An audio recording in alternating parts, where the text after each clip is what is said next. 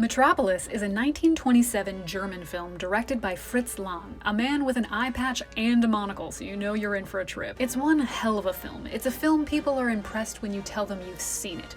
A film that can shape a young mind and their perspective on the world forever, which is why some kids in my class grew up to be business owners and I grew up to be a YouTuber. It's a science fiction story that speculated about what work and labor might be like in the distant future, and like modern times, which we covered in another video, it's uncomfortably relatable today. So Metropolis is this enormous futuristic city with all this amazing technology, but our story begins down below, in the depths where the workers begin their day. Here, the people who power the great city toil hopelessly, resigned to their fate.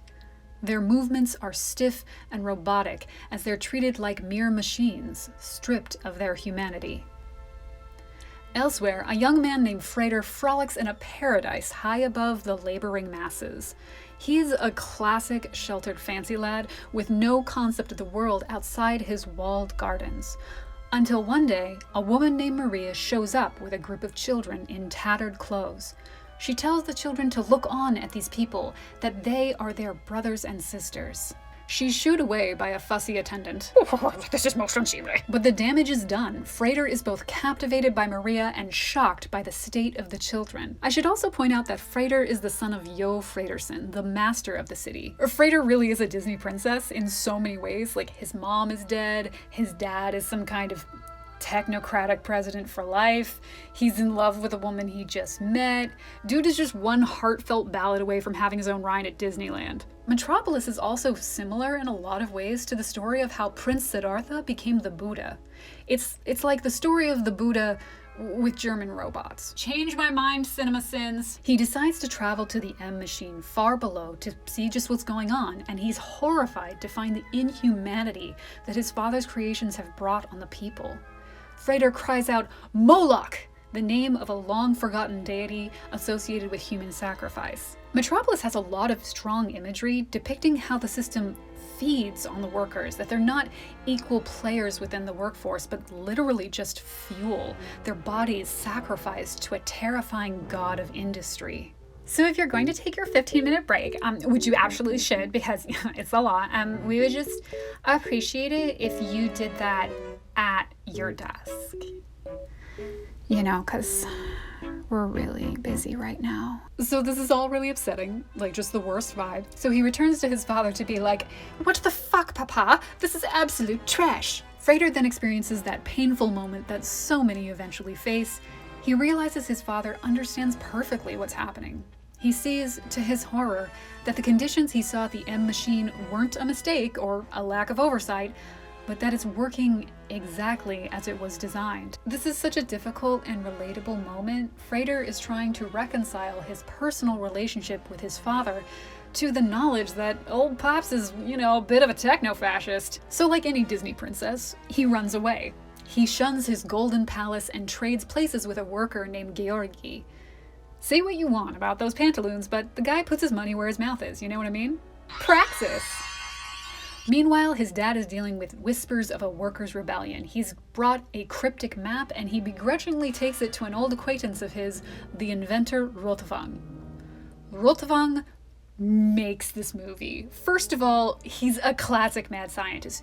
Dude has a robot hand. Wicked. He's got a laboratory. Science. He has a robot designed to look like his dead lover, who also happens to be Jo Fraterson's late wife. Awkward. Rotvang deciphers the map, and the two follow it to spy on the workers meeting in the catacombs.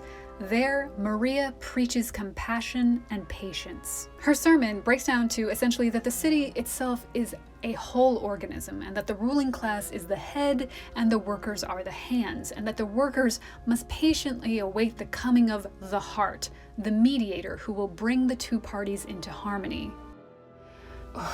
Okay, with the benefit of hindsight, we can see that this messaging is a bit off. After all, many different innovations, some of the most important for civilization, came from the working class. The printing press, the cotton gin, FM radio, they were all created by people who were relatively poor when they invented them.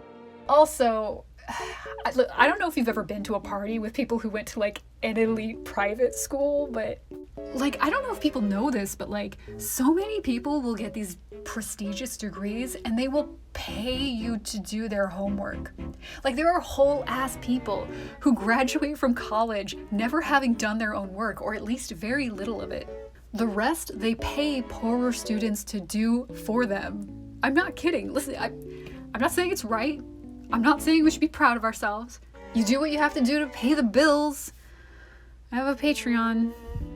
Please go subscribe to my Patreon. Hey there. Listen, if you actually got a legitimate degree from one of these exclusive private schools I've been talking about for the last couple seconds, we're all very proud of you. That is great. But instead of yelling at me about it in the comments section, I invite you to get therapy instead. But the idea of the city as an organism is kind of bad to begin with. You see, this film was made in 1927, during the Weimar Republic. World War I had really kicked Germany's ass, but they started it, so I guess they kicked their own ass. In 1927, things were going okay, and Germany was enjoying some much-needed stability.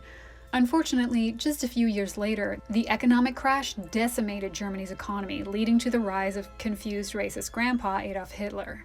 And a big talking point for the Nazi Party was that the country was, you guessed it, a living organism. The Nazis actually really liked Metropolis, and Fritz Lang was invited to come make propaganda films for the government. To which Lang replied, "Oh wow, what an honor, thank you. You know, I think I left my keys in my car." I'm just gonna... Lang fled to America, where he made anti-Nazi films for the remainder of the war.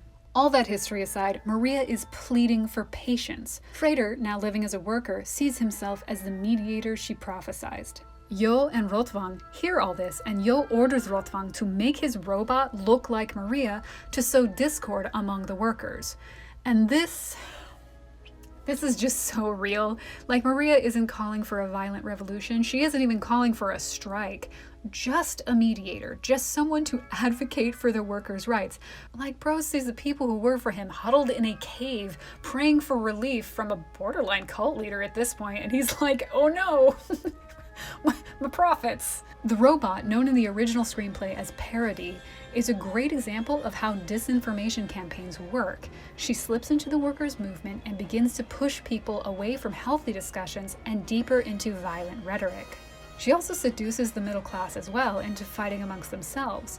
Totally caught up in their dick measuring contests, the growing volatility from the workers goes unnoticed. The once peaceful, albeit disgruntled workers are being whipped into a frenzy by the propaganda of violence the robot is feeding them. This all culminates in a full-blown riot.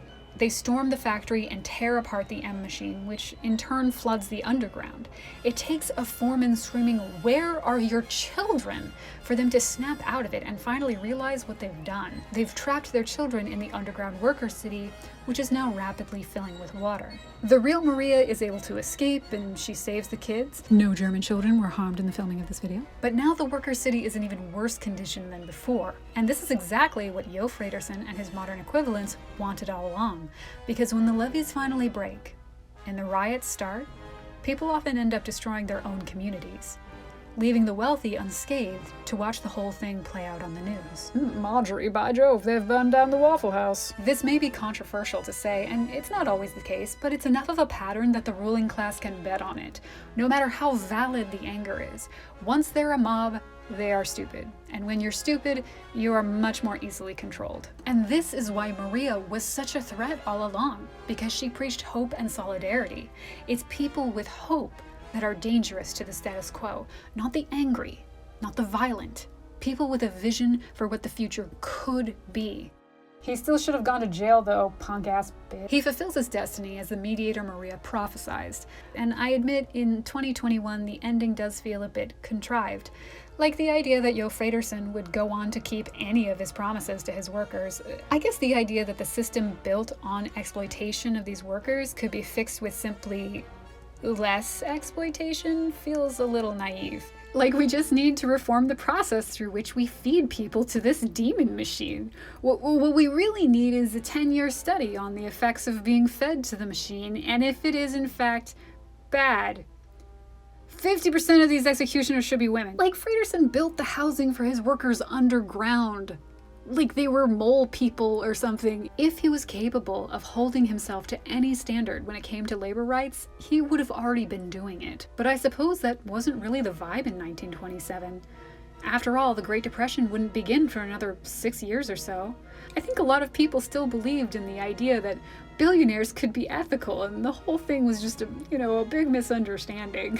Regardless, there's still a lot to love about Metropolis. The sincere depictions of oppression and the ugly divisions between the classes, clear to the audiences even then. It reminds us that these are not new fights, and that we are all a link in a historical chain of resistance and fights for justice. Thank you for watching my video on Metropolis. My name is Magdalen Rose, and this channel is supported by viewers over at patreon.com. If you liked this video and want to help me make more, please consider becoming a patron like these fine people. Until next time, team. Bye!